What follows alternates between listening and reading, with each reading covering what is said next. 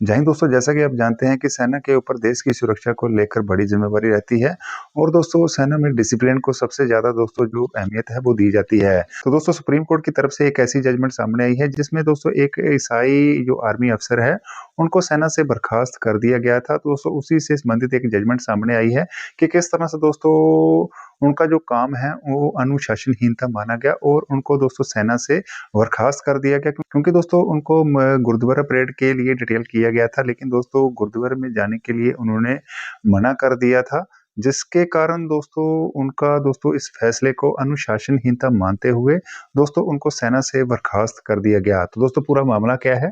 तो यहाँ पर दोस्तों सुप्रीम कोर्ट ने एक ईसाई आर्मी सैनिक को नौकरी से निकालने के फैसले को सही ठहराया क्योंकि उसने रेजिमेंटल एक्टिविटी के दौरान गुरुद्वारे में जाने से मना कर दिया था। कोर्ट ने उसके काम को बड़ी ही अनुशासनहीनता माना। जजों ने उसे पूरी तरह से गलत बताया और आर्मी में अनुशासन की सबसे ज्यादा अहमियत पर जोर दिया। सैनिक की अपील खारिज कर दी और निजी सोच को कानूनी आदेशों से ऊपर रखने के कारण उसे नौकरी से निकालने की पुष्टि की गई। जस्टिस सूर्यकांत और जस्टिस जयमाल्या बागची की बेंच ने उन्हें आर्मी के लिए पूरी तरह से मिसफिट बताया क्योंकि उसने अपनी यूनिट के साथ मंदिर और गुरुद्वारे में जाने का जो ऑर्डर है नहीं माना था। उसने इस फैसले को दिल्ली हाई कोर्ट में चैलेंज किया। हाई कोर्ट ने उसके टर्मिनेशन को सही ठहराया। फिर उसने सुप्रीम कोर्ट का दरवाजा खटखटाया। सैनिक के वकील सीनियर एडवोकेट गोपाल शंकर नारायण ने कहा कि उनके क्लाइंट ने मंदिर और गुरुद्वारे के पवित्र स्थान में जाने से मना कर दिया क्योंकि उसका ईसाई धर्म उसे ऐसे धार्मिक रीति रिवाजों में शामिल होने की इजाजत नहीं देता।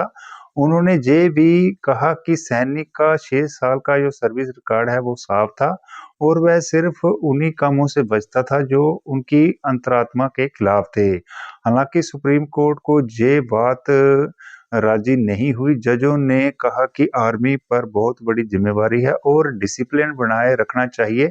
उन्होंने कहा कि अपने रेजिमेंट के धार्मिक कामों में शामिल होने से मना करके सैनिक ने उन सैनिकों का अपमान किया है जिन्हें वह लीड कर रहा था। एक कमांडर के तौर पर उसे मिसाल कायम करनी चाहिए थी।